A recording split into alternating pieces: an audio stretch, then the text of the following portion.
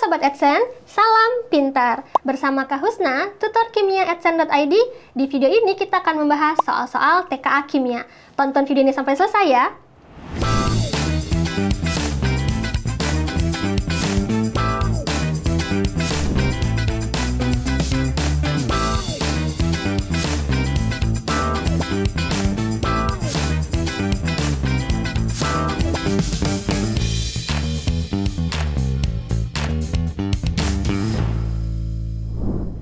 Kita bahas soal yang pertama.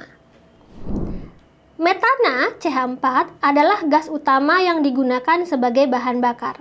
Reaksi pembakaran sempurna metana adalah sebagai berikut. CH4 ditambah O2 menjadi CO2 ditambah H2O. Reaksi belum setara. Dalam suatu eksperimen, pada suhu dan tekanan T dan P yang sama, 10 liter gas CH4 direaksikan dengan 30 liter gas O2. Berdasarkan data tersebut, tentukan tepat ataupun tidak tepat untuk setiap pernyataan berikut. Oke. Ini dia tepat ya harusnya.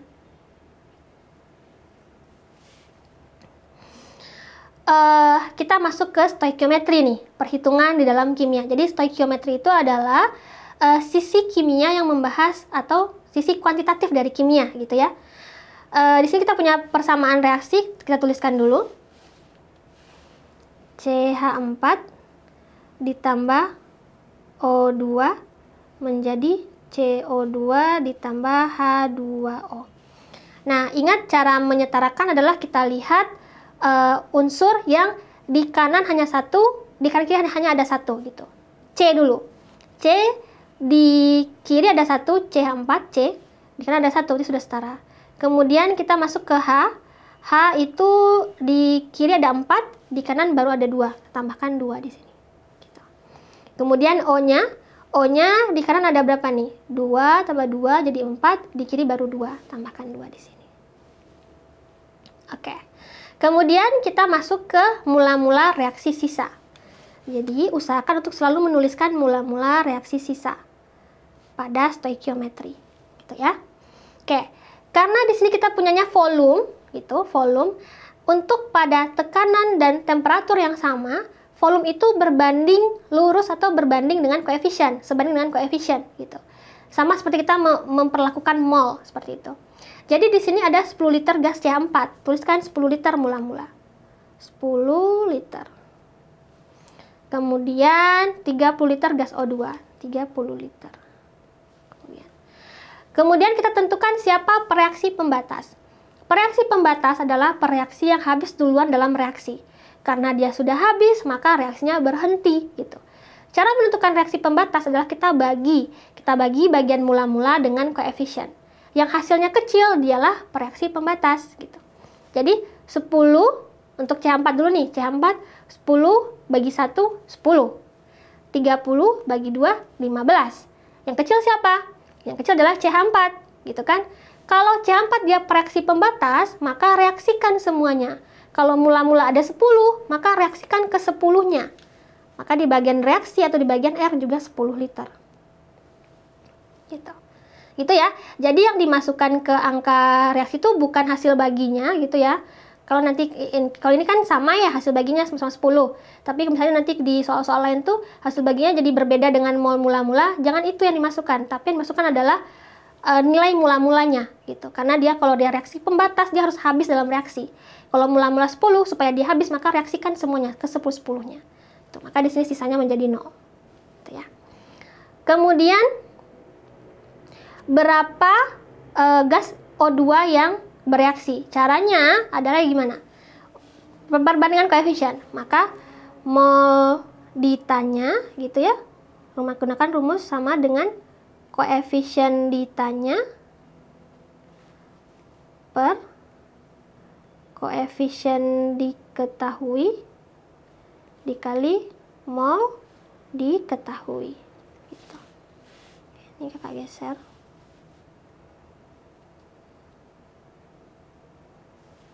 Gitu ya.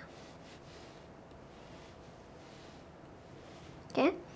Berarti kita mau tahu mol O2 yang bereaksi.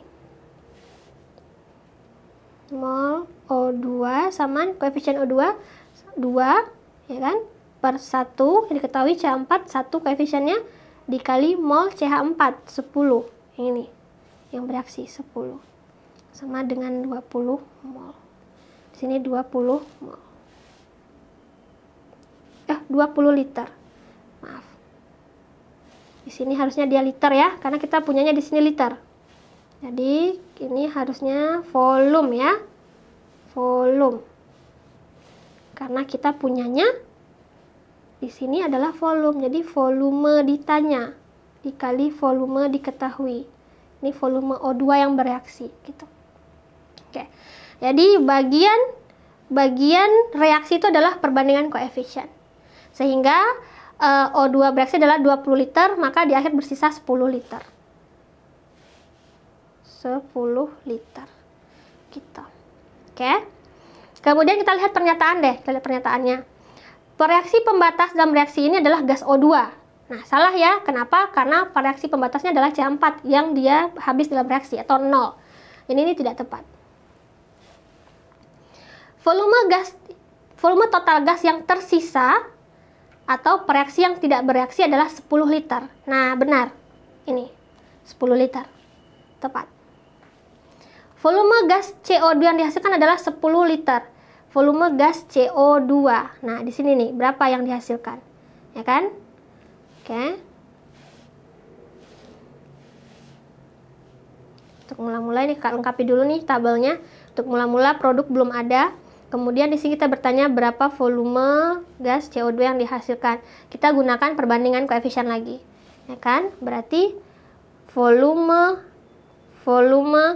CO2 sama dengan koefisien CO2 per koefisien CH4 ya, yang diketahui dikali volume CH4. Volume CH4 sama dengan 1 per 1 dikali 10 liter sama dengan 10 liter. Sini dihasilkan 10 liter. 10 liter. Oke. Ini kiri saja. Tuh, berarti di akhir dia ada 10 liter. Gitu, maka ini juga tepat ya. Gitu ya. Oke, jadi sekali lagi kita tegaskan, ketika kita punyanya volume di sana, pada P dan T yang sama, itu kita boleh memperlakukannya seperti mol. Kita gunakan perbandingan koefisien untuk menentukan volume yang lain. Oke, jadi di sini kita punya pernyataan tepatnya adalah dua saja, yaitu volume total gas yang tersisa 10 liter dan volume CO2 yang dihasilkan adalah 10 liter. Kita lanjutkan pembahasannya dengan soal yang kedua. Sekelompok mahasiswa teknik lingkungan sedang melakukan studi kasus mengenai pengelolaan limbah industri yang mengandung ion logam berat. Mereka mendapatkan sampel limbah cair yang diketahui mengandung 2 senyawa garam yang sedikit larut, timbal 2 sulfat PbSO4 dan barium sulfat BaSO4. Kedua garam ini harus diendapkan agar konsentrasi ion Pb2+ dan Ba2+ di dalam air limbah memenuhi batas aman baku mutu lingkungan. Oke. Untuk mengendapkan kedua ion logam tersebut ke dalam 1 liter larutan limbah yang mengandung Pb2+ 0,01 molar dan Ba2+ 0,02 molar, ditambahkan larutan natrium sulfat Na2SO4 secara perlahan. Untuk KSP PbSO4 sama dengan 1,6 dikali 10⁻⁸ dan BaSO4 sama dengan 1,1 kali 10⁻⁻, serta diasumsikan volume larutan tidak berubah secara signifikan setelah penambahan. Garam manakah yang akan mengendap terlebih dahulu dan berapakah konsentrasi ion SO4 2- minimal yang dibutuhkan untuk memulai pengendapan? Oke, jadi memang untuk garam-garam yang sukar larut, itu kan umumnya mengandung logam berat, itu dia mempunyai nilai KSP, hasil kali kelarutan gitu ya. Nah, kalau kita ingat-ingat lagi ya konsep KSP, jadi kan PbSO4 itu, PbSO4 itu dia ketika terion, dia menjadi Pb2+ ditambah SO4 2- gitu. Nah, KSP itu adalah tetapan hasil kali larutan pada kondisi tertentu, gitu, pada tekanan dan temperatur tertentu. Itu adalah konsentrasi Pb2+ dikali konsentrasi SO4 2-. Gitu. Oke, jadi kalau KSP itu dia tertentu tuh nilainya, sudah pada tekanan dan temperatur tertentu. Untuk menentukan kapan suatu logam berat atau garam mengendap, itu kita membandingkan nilai KSP dengan nilai Q-nya.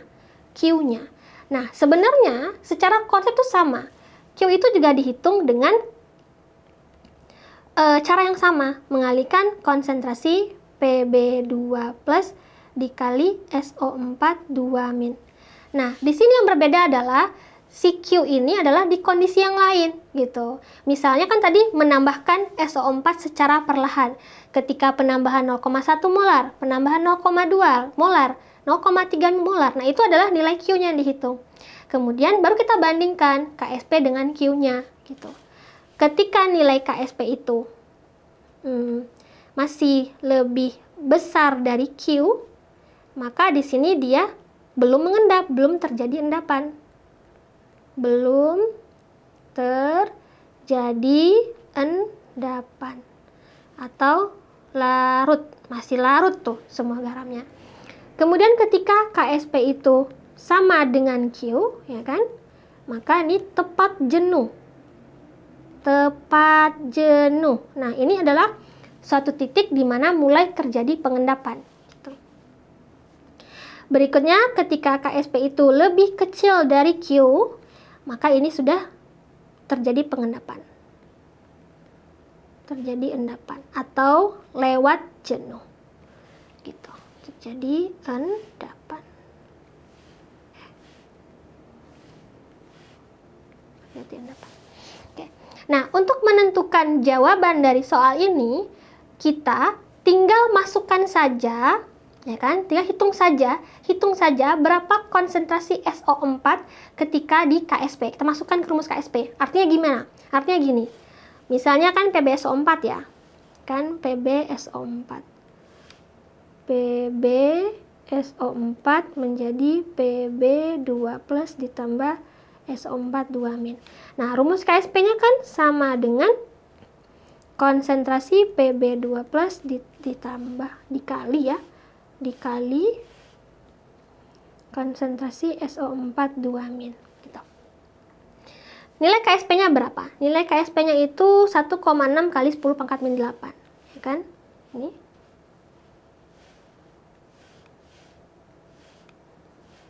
Oke, ini ya. Kan? Sedangkan untuk BaSO4 itu adalah 1,1 kali 10⁻⁻10. Berarti di sini 1,6